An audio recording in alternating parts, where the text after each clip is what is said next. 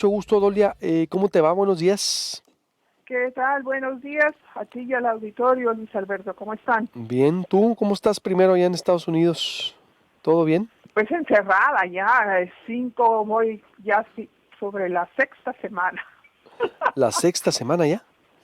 Sí, Uy, ¿aquí sí, cuánta llevamos? ¿Cuatro o a cinco? partir a partir de, a ver, exactamente como el día Aquí, 15 por ahí de marzo. sí, como una semana antes, porque aquí empezó el 17, el confinamiento, y ustedes ya tenían una semana o 2 semanas.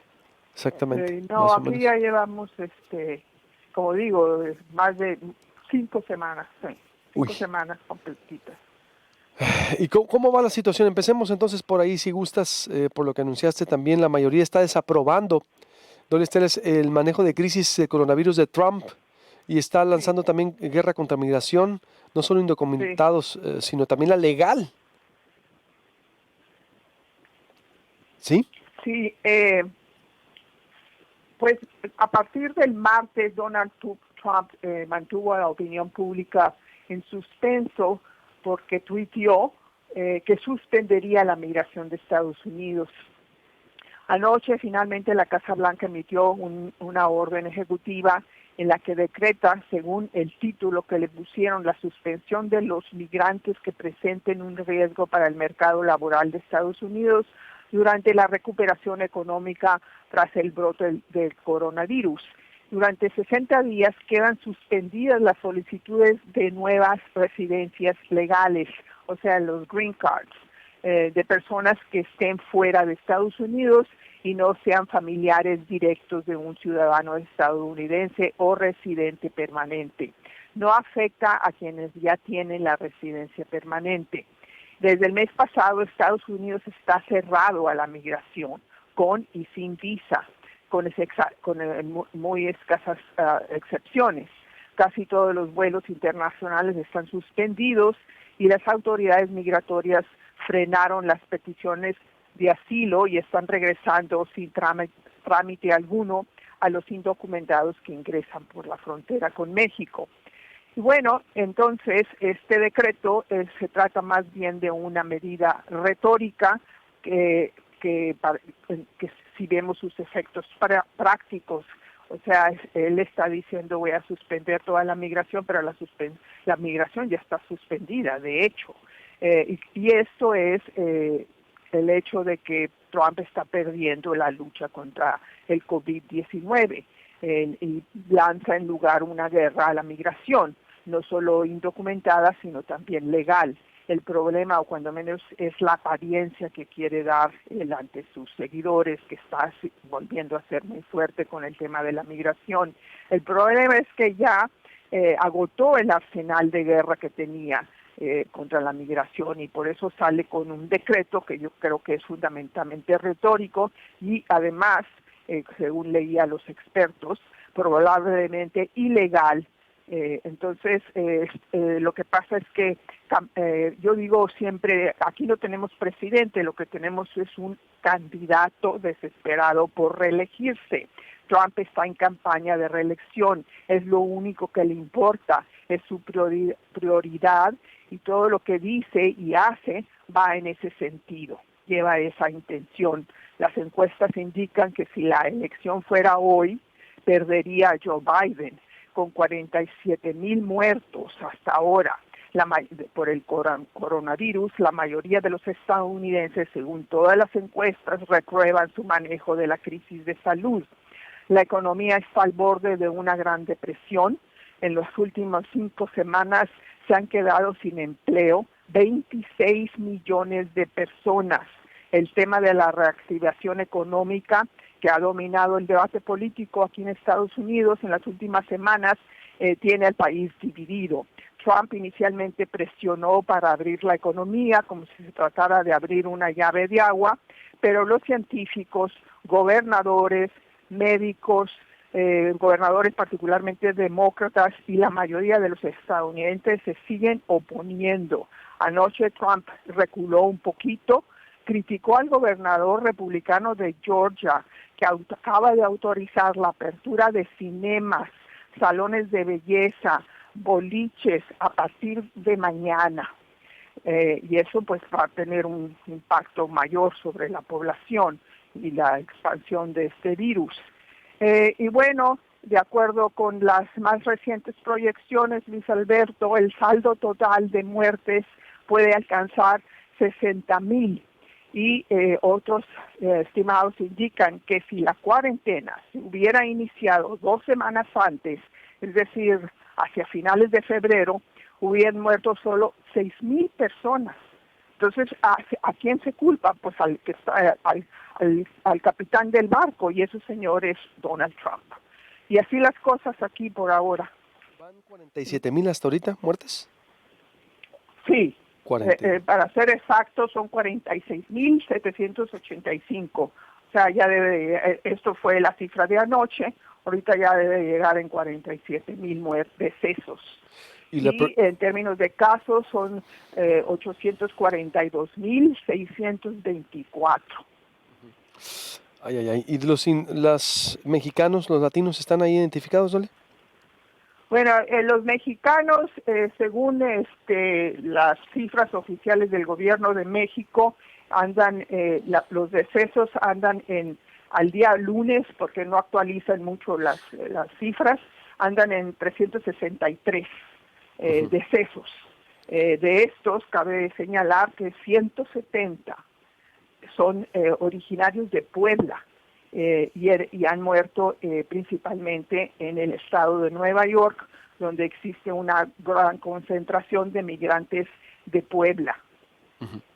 Pues es un gran número, 363 sí ha subido. Sí, porque ustedes allá en México están cerca de 1,000, o sea, estamos hablando de un tercio, más de un tercio de los de los que están muriendo en México, siendo que aquí pues la población migrante mexicana migrante es alrededor de 11 millones. Entonces, si comparas 11 millones con la población de México, pues es muy alta esta cifra de 363. Sin duda. Y 26 millones de personas sin empleo, Dolia. Es muchísimo, es decir, Nomás. a ver, ¿y qué está haciendo? Es un desastre eso. ¿De qué sector? Sí. ¿De todos? De todos los sectores, me imagino, o el más golpeado. De todos los sectores. Pues imagínate, todo está cerrado aquí. Todo, lo único que está abierto es los supermercados y las farmacias. Es todo lo que está abierto. Todo lo demás está cerrado. Entonces, esta economía, o sea, el motor de esta economía es principalmente el consumo. Y ahorita estaba leyendo en un artículo en el New York Times que cuando termine esta crisis, que no sabemos cuándo, van a desaparecer muchos de las malls, estas famosas malls, ustedes las conocen porque hay muchas en Tucson y en Phoenix. Y hay tiendas departamentales como Lauren Taylor, Saks Fifth Avenue, Neiman Marcus, esos están, ya despidieron a muchos empleados y además las órdenes que se hacen muy temprano en la temporada para el consumo de la nueva mercancía de verano o de invierno, esas están suspendidas. Entonces es una cadena, todo está afectando y no es, o sea, ha mejorado un poquito el contagio.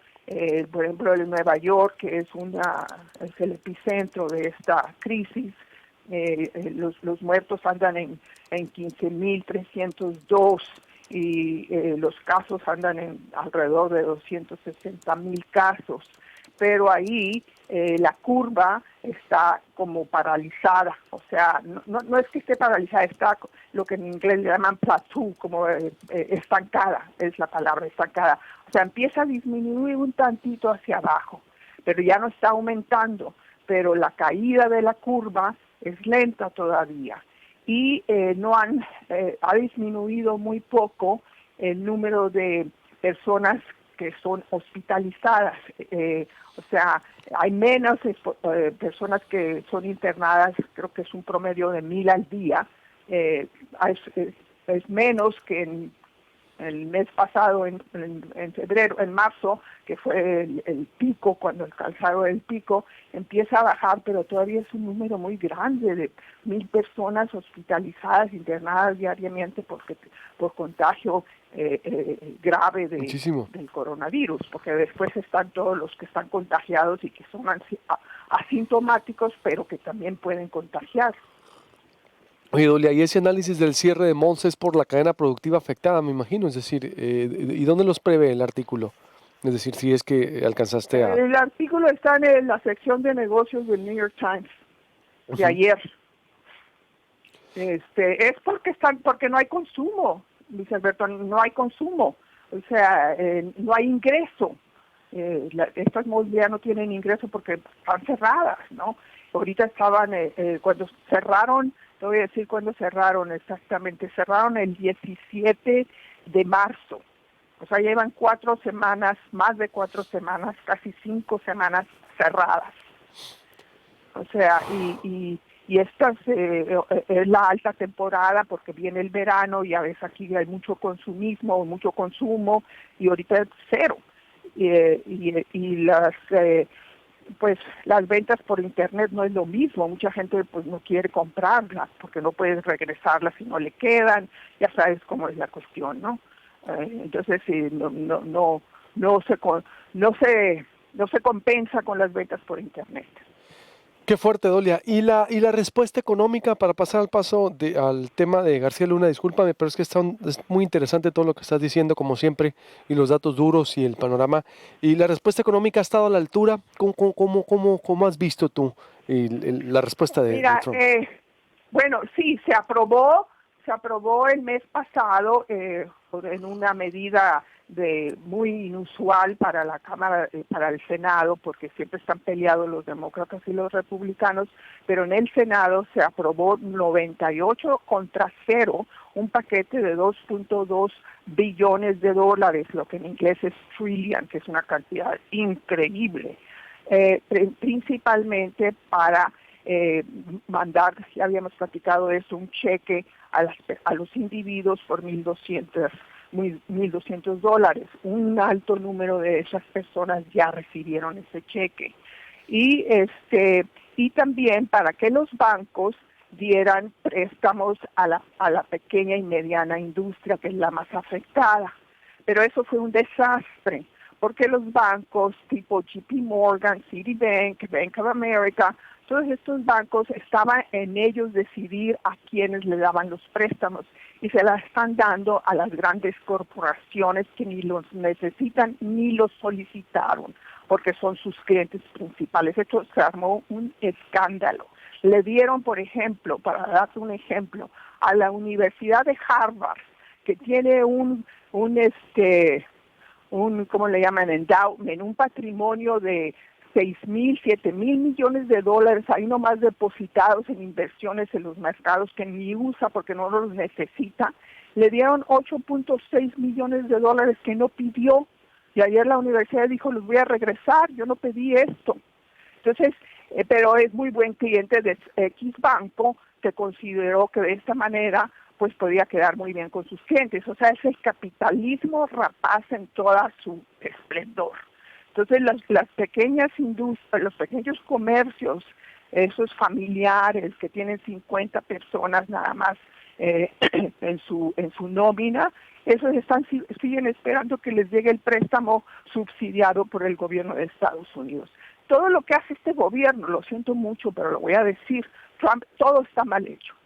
Ese es el principal problema que tenemos con la crisis del coronavirus, que no hay gobierno. Hay un candidato obsesionado por reelegirse con un equipo totalmente inepto que está llevando las cosas a una situación peor de la que podríamos estar. Terrible, pero sí está quedando rebasado por las circunstancias, por todo lo que me dices. Y por último, el caso García Lunas, que como te digo, lo teníamos aquí programado para antier, pero la fase 3, los anuncios, ha sido la verdad, tú sabes, esto pues agotador. Mira, hacemos un programa a las 12, tenemos una junta diaria nosotros todo, para que vea la gente cómo funcionamos. De 12 a 1 planeamos. Y después a las 5 todos los días tenemos una junta de cierre, pero ya con luego López-Gatell, que 3, a las 5 Sonora, es a las 6. Y pues planeamos un programa a las 12 y terminamos con otro a las 6 y en la mañana hacemos otro porque te anuncia en la mañanera. Entonces es una vorágine complicada, mi estimadísima Dolia, porque nosotros detectamos lo de García Luna desde que salió y tú lo publicaste, porque el juez está negando por tercera vez la libertad al exsecretario de Seguridad de Felipe Calderón, Genaro García Luna. Así es, García Luna, desde que fue arrestado el 10 de diciembre del año pasado, no ha hecho otra cosa que tratar de salir bajo fianza, libertad bajo fianza. Y ha intentado, en realidad 4 veces, porque la primera vez no fue con este juez, sino inmediatamente después de que lo detuvieron, lo primero que quiso hacer es, quiero salir bajo fianza. Total que el domingo en la noche, el juez Brian Cogan, que es un juez muy importante porque es el juez que condenó a cadena perpetua al Chapo Guzmán ahí en esa misma corte en Brooklyn, Nueva York, rechazó categóricamente la petición del abogado de García Luna en base a la convicción de que García Luna va a huir a México porque está protegido por un grupo de actores sofisticados e influyentes, para usar el término textual que usó Cogan. Entonces, se queda nuevamente en la cárcel. Las dos razones por las cuales pedía ser liberado es de que ya tenía $2.2 millones de pagar para pagar la fianza que él mismo estipuló en esa cifra, que es una cifra muy alta, pero cuando analizaron, la Corte analizó y los fiscales analizaron de dónde iban a venir esos 2.2 millones, pues era un desaseo total, no estaba sustentada en ninguna realidad, para ponerlo en pocas palabras. Y su segundo argumento para que lo dejaran salir temporalmente, es que tenía un alto riesgo de contraer el coronavirus, porque hace 5 años le dio una tos porque se expuso a un aire refrigerado y le dio una tosecita y fue con un médico en Polanco, y este médico le dio a la esposa un certificado de una consulta médica donde le recetó unas pastillas para que se le quitara el congestionamiento de los pulmones. Pero eso fue no es una cosa crónica, y ocurrió hace 5 años, desde entonces no ha vuelto a tener ningún tipo de episodio de esa naturaleza. Entonces, obviamente, los médicos dijeron, ¿no tienen algo más reciente que muestre que tiene un problema pulmonar? Pues no hay nada más reciente. Pues no, entonces no nos convence, no lo vamos a liberar temporalmente por eso. Y la neta es que no lo van a liberar, aun cuando cuando fuera cierto que tiene alto riesgo de contagio, simplemente se lo lleven a otra cárcel donde tienen instalaciones médicas, pero para atenderlo, si ese fuera el caso, el cual no es el caso, Luis Alberto, pero este señor no sale de la cárcel, puede seguir insistiendo que quiere salir, pero no va a salir porque ya hay una decisión, no es que sea una decisión, es que hay muchas pruebas en su contra.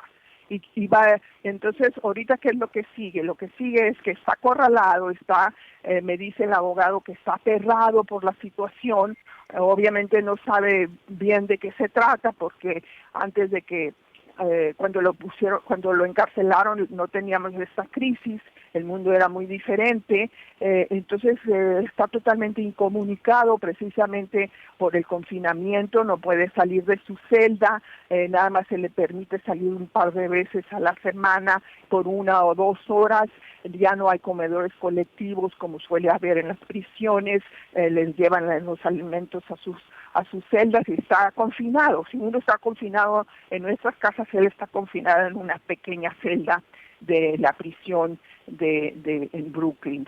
La verdad es que exagera un poco, porque si bien es cierto que es innegable que las prisiones, debido al hacinamiento y a los espacios reducidos, son terreno fértil para la propagación del coronavirus, en esa cárcel en particular no se ha dado ningún caso, ningún deceso. Hay 1.600 reclusos se llama Metropolitan Detention Center, Centro Metropolitana